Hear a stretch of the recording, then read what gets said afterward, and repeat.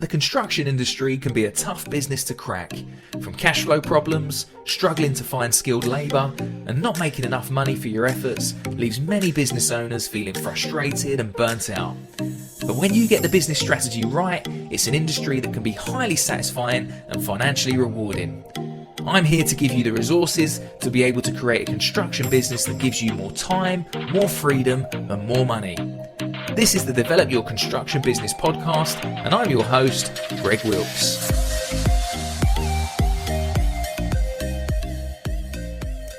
So welcome to the podcast. In today's episode, we're looking at the question of why do you need to go for £1 million in revenue as a construction business? Interesting question because, if any of you have been following me for a while, you might have noticed in my book and in a lot of my blogs, I often talk about this goal of creating £1 million plus construction business. And I often get asked, Greg, why do you always talk about £1 million? Why don't you say a 500k business or a £5 million business? Where did this number of £1 million come from? Well, I haven't just plucked this figure out of thin air. There are specific reasons why I feel £1 million revenue is a really good number to aim for. But I also want to caveat that with, it does depend on what type of construction business you have, and if it's a business that's maybe particularly reliant on materials, or is it one where revenue is driven purely by labour?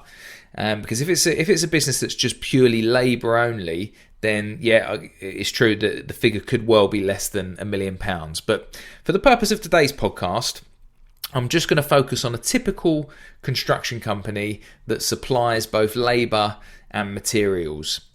So let's just first talk about, why would you even think about growing a company to at least £1 million in annual revenue? Well, my mission is to help construction business owners achieve more time, more freedom, and more money. So let's break that down a little bit and see why the figure of £1 million is essential for being able to achieve all of that: time, freedom, and money. So let's focus on time, because before freedom and money, time is probably the most precious commodity out of everything, isn't it? Out of all that we have. Now, we know, don't we? We can't buy time. You can't create more time. And it often feels like time escapes us, doesn't it? Time goes by so quickly, doesn't it, as you get a bit older. But one thing we can do is use our time wisely. And we really want to make the best use of our time. Now for most people, and this isn't for everyone, but for most people, the majority of us want to live a fun and inspiring life. And they don't want to be working on the tools 5 days a week. Now, there's many that find themselves working on the tools during the day, and then they go home to do paperwork at night, or they're out visiting clients estimating, and they could be doing this 5 or 6 days a week. I know when I first started out on the tools and was trying to grow my business, this is something I had to do, and it's really time consuming. It's such a drain. But imagine someone gets caught in that rat race of time, and they're doing that for 10, 20 or more years. Yeah, do you think they could honestly look back on that time and say that they've used their time wisely? Or will they feel that, maybe have I really wasted time? Now, this isn't the case for everyone. Like I said, some people just absolutely love working on the tools, don't they? It's a complete passion for them. And for them, that is the inspiring life that they want to lead. So that's fair enough. So for ones like that, £1 million business is probably just not suitable, and nor should it be if that's what their passion is. They'll want to carry on as long as they physically can to work on the tools. But for the majority of us, that's not the case, is it? The majority of people are working on the tools as a means to an end. It's just to pay the mortgage. It's to pay the bills, to put food on the table for the kids and the family. And some would love nothing more than to be a manager of their business, to give them more time, but they just simply can't afford to do it. And this is where I say have this goal of running £1 million company. This is where it comes in, because if you're running £1 million company, you cannot physically be on the tools ever. You just can't. If you're running £1 million company, you just cannot physically get on the tools day in, day out. And really, to get to that level, you would have had to have made the jump and you'd have had to have stepped into a management role. Now, how you manage to get off the tools and get to £1 million is another subject altogether for another podcast. But the purpose of this episode, we're just looking at why you'll want to have this goal. Now, taking that a step further, not only would you want to be off the tools as a manager, but if you're running £1 million company, you'd really want to have enough revenue to employ a small and decent team around you that can help you run the business. And that's really crucial to winning back your time, having that efficient team around you. Because I speak to so many business owners who are at, they might be at the 350k to 700k turnover mark, and they are just run absolutely ragged. That, granted, they might not be on the tools as much anymore, but they still have no time at all in their lives because they're just doing absolutely everything in the business. All the admin, all the project management, all the marketing, all the sales, the list goes on. And so sometimes for them, it can seem like they're actually in an even worse place than when they're on the tools. They've got even less time because they're just doing so much to keep the business growing. So it's really crucial to break through these barriers. When you get in the 350 to 7k mark, it can be a really sort of dangerous area to be in business. And I wrote about this a lot in my book. I got stuck there for many years around this mark, and it was a real struggle to push through that barrier. But you need to do it. You need to push on and get to the £1 million to enable you to get this small, decent, efficient team around you if you want to be able to win back some of your time. So that's reason number one.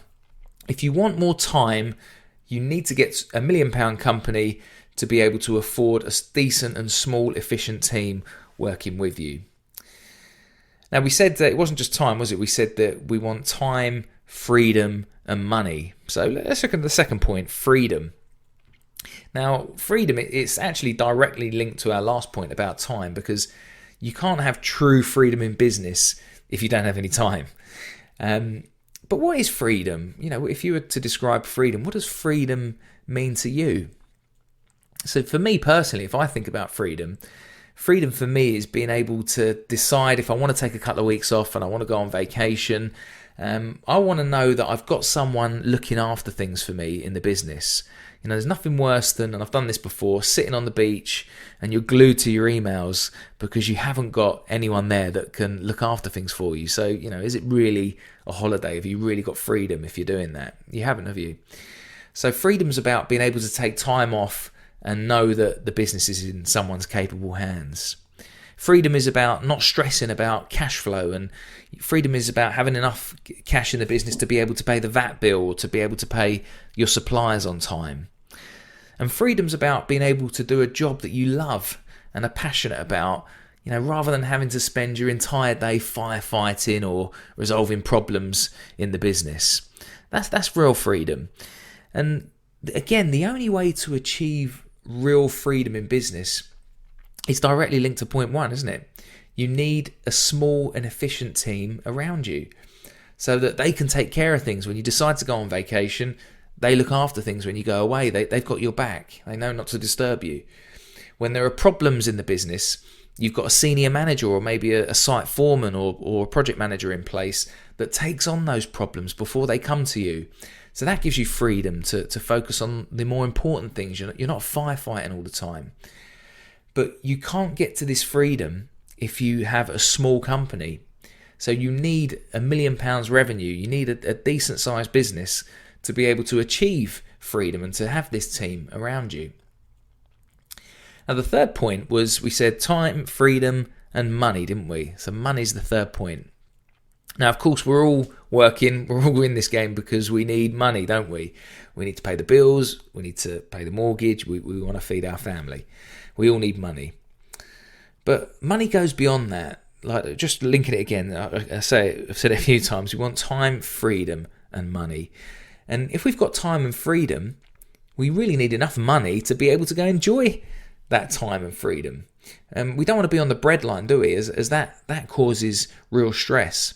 And you think about, if you've taken on staff, you're winning a lot of work, there's a huge amount of effort that is taking you to get up to £1 million business. And rightly, if all that effort that's gone in and all those years of developing the business to get you there, rightly, you want to be rewarded for that hard work by earning decent money, of course. And there's nothing wrong with that. Now, we've all heard the saying, haven't we, that turnover is vanity and profit is sanity. We've heard that one. And that's so true, isn't it? Profit is absolutely crucial in the business. But at the same time, you cannot generate the profit you deserve without high enough turnover. Yeah, because you could have the most profitable company in the world, but if you were turning over £1,000 a year, it could be 100% profit. You're only going to make £1,000. So you need the turnover in the business, high turnover, in order to generate high profits. Now, if you were running £1 million construction business and you were running it efficiently, it's very achievable for you to be able to, say, get 12 to 15% net profit in that business. Now, that could mean you're earning well over £100,000 profit a year for you to be able to take 100 grand out of the business. Now, can you imagine taking that? Maybe you are taking that at the moment, but if you were earning £100,000, that in a year is more than a lot of lawyers earn, more than doctors earn, more than many other professionals that spend a lot of time at university. You'd actually, if you were earning £100,000 a year, you would be in the top 5% of all earners in the UK. And rightly so. If you manage to build a business to £1 million, well, why shouldn't you be earning top money for your efforts? So just going back to it all, just summarising, all in all, £1 million revenue a year isn't just a figure that's been plucked out of thin air. This really is a great figure to have as a revenue goal for most construction businesses, as it really can give you more time, more freedom, and more money for your efforts. Now, how you get to £1 million, well, that is a subject for another day, like I said. So keep listening to the podcasts, and as we go through them, gradually you're going to get a lot of tips and a lot of strategy on how you can grow £1 million plus construction business. If you'd like to work with me to fast track your construction business growth, then reach out on www.developcoaching.co.uk.